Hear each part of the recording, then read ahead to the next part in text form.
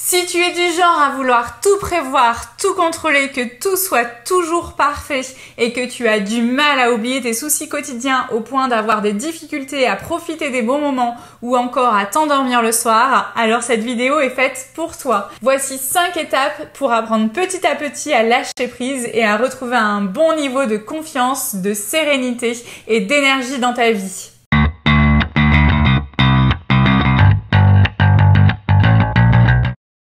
Étape numéro 1, prends du recul.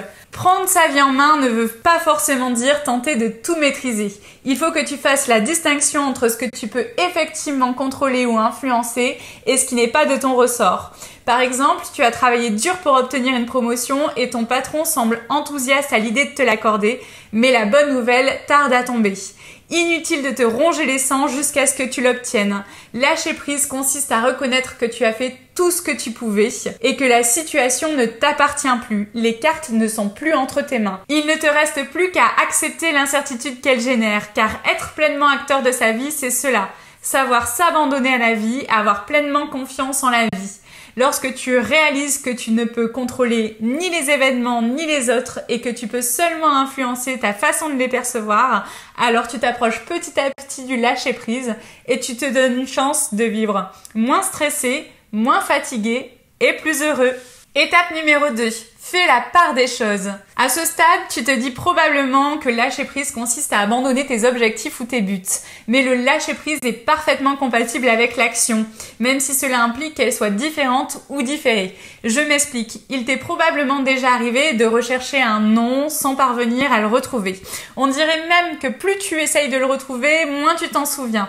Et puis tu décides de passer à autre chose et le nom te revient en tête sans aucun effort. Tout ça pour te dire que penser de façon obsessionnelle à ton problème est la plupart du temps complètement inefficace et ne le règle pas. On appelle cela de la résistance. Au contraire, t'en détacher provisoirement va permettre à ton cerveau de faire preuve de créativité et de faire émerger de nouvelles solutions. Étape numéro 3. Accepte-toi imparfait.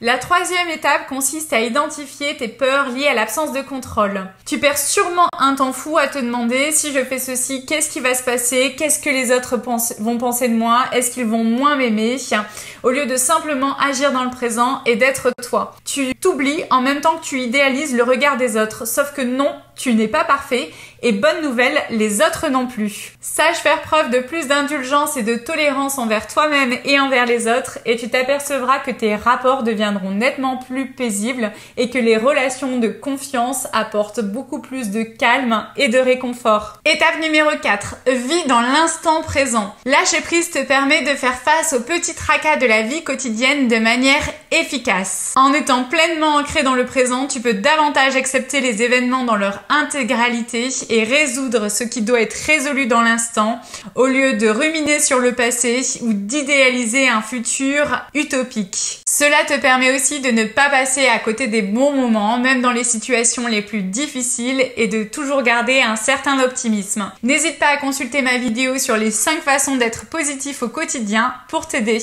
Étape numéro 5, libère-toi. Garde bien à l'esprit que tu ne seras pas plus efficace en courant partout. Tu risques même de brasser de l'air. Au contraire, si tu veux être productif, octroie-toi des pauses méditation par exemple, en t'asseyant ou en t'allongeant au moins 5 minutes par jour et en laissant libre recours à tes pensées, qu'elles soient positives ou plus douloureuses, sans les juger. La pratique régulière d'un sport te permettra aussi d'évacuer ton stress et de te sentir plus serein. Bien que sommaire, ces quelques étapes ont pour but de t'aider à lâcher prise petit à petit et à te sentir plus heureux. Car oui, je suis persuadée que le bonheur ne dépend pas des autres, mais bien de soi-même. Et si la clé du bonheur, c'était justement d'arrêter de vouloir tout contrôler, de vouloir toujours être parfait et que tout soit toujours parfait, de vouloir tout comprendre, de toujours vouloir plaire et faire plaisir aux autres. Merci d'avoir partagé ce moment avec moi et comme d'habitude, si cette vidéo t'a plu et que tu as appris des choses, n'hésite pas à me le dire en commentaire, à la partager, à t'abonner à ma chaîne si ce n'est pas déjà fait et je te dis à dans 2 semaines.